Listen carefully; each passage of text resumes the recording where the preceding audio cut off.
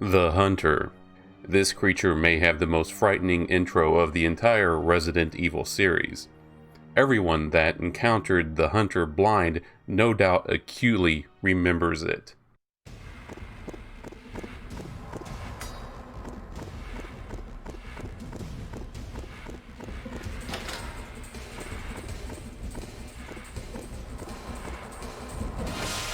The Hunter is a monster that broke all the rules that the game had established.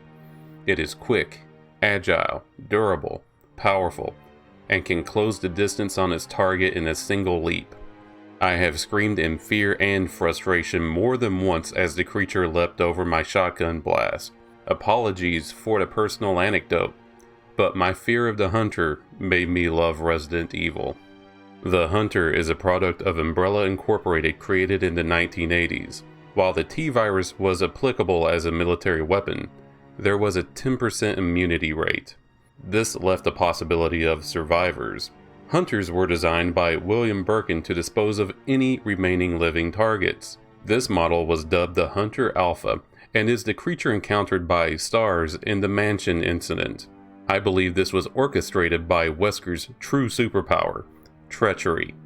After ordering STARS back to the mansion, he released the Hunters in order to collect combat data on the creatures. This left him with a monopoly on this data, and would allow improvements to be made to the Hunter by a rival corporation. This new creature to be created was given the unoriginal name of Hunter 2. Building upon stolen research, the Hunter 2 was just as fast and strong as the Alpha, but was also more intelligent, and its attacks could be guided.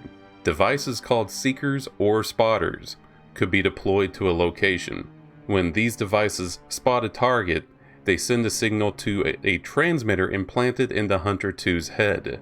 This directed the creature to the target.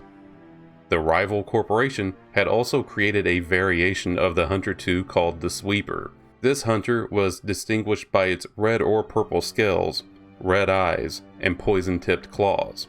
Much like the Alpha model, their purpose was to remain in an area to ensure there are no survivors. This version of the Hunter was encountered by Chris Redfield at the Rockford Island Umbrella facility. Wesker and his new affiliation attacked in hopes to secure the T. Veronica virus. After discovering Chris was on the island as well, he deployed the Hunter 2.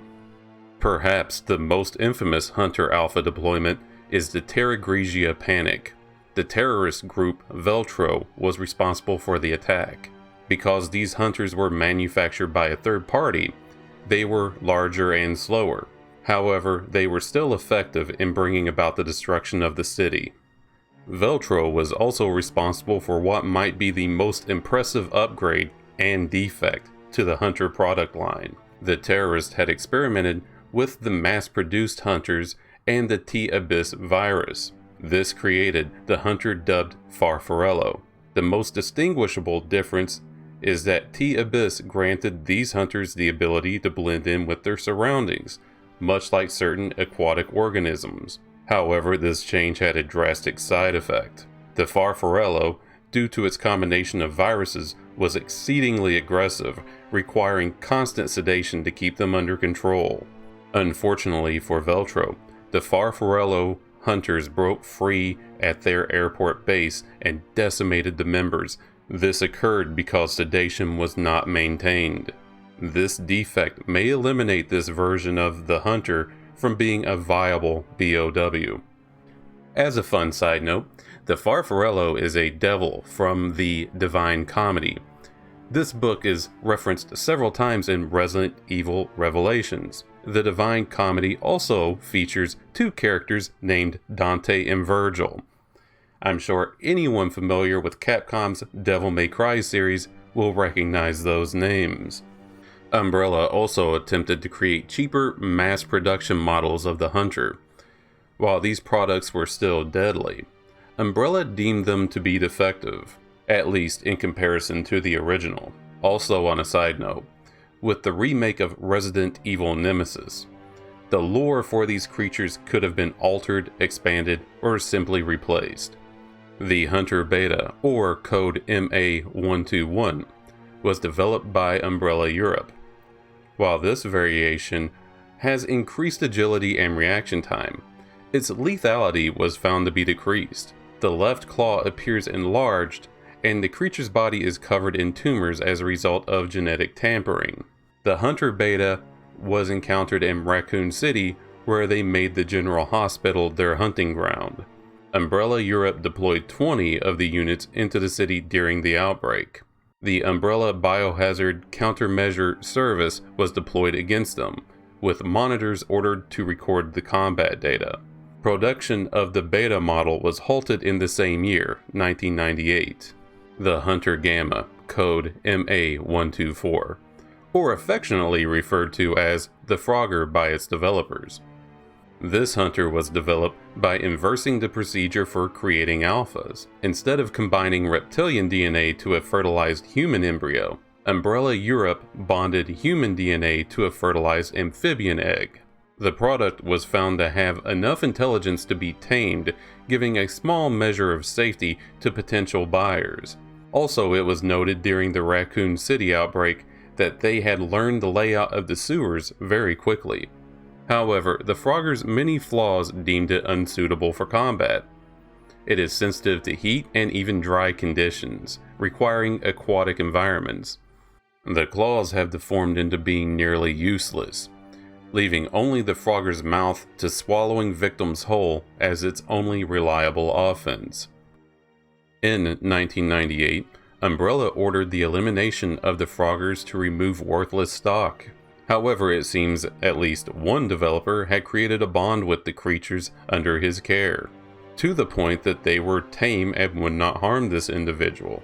He saved this batch of Froggers by moving them into a section of the Raccoon City sewers and continuing their research and care. An interesting note is that while many Froggers were ordered to be eliminated, the model was still sold at least up until 2002 to Javier Hidalgo. I cannot avoid a comparison of the Hunter to the Licker. I still encourage people who play Resident Evil 2 Remake to avoid combat with the Licker at all costs. The Hunter takes this choice away from you. It is just as fast and lethal as the Licker, but can see you perfectly. While veterans of the series may be able to dodge the Hunter, people encountering it for the first time will eventually have to fight. If I may, I'm going to recall my first encounter. My first time playing, the Hunter walked towards me in a dark corridor, in the shadows, in an obscuring camera angle. The brief glimpse given to me only registered teeth and claws. Resident Evil monsters are not supernatural, but I was sure this was a demon. I ran just in time for this shadow to dart out and slash at me. Again, I saw very little of it. Through the door, down a small hallway, toward the base of a staircase, and a hulking shadow moved toward me fast. I turned, ran through another door. Then, the save room music chimed. This music always represented safety, until now. Now, the melody was chilling. It was the siren song of impending doom. Sure, I can restock. I can save. But I know when I open this door, a demon is going to rip me apart. That is the magic of Resident Evil. At least to me. And that will bring the Hunter lore to a close. If you would like to see more videos like this, feel free to leave a like or even a suggestion down in the comments section. If you truly feel inclined, subscribe to see when I put out other videos. You can also chat with me on my Twitch, twitch.tv/hereticprince, or follow me on Twitter. I will be leaving links in the description to all that fun stuff. As always, thank you for listening, and have a great day.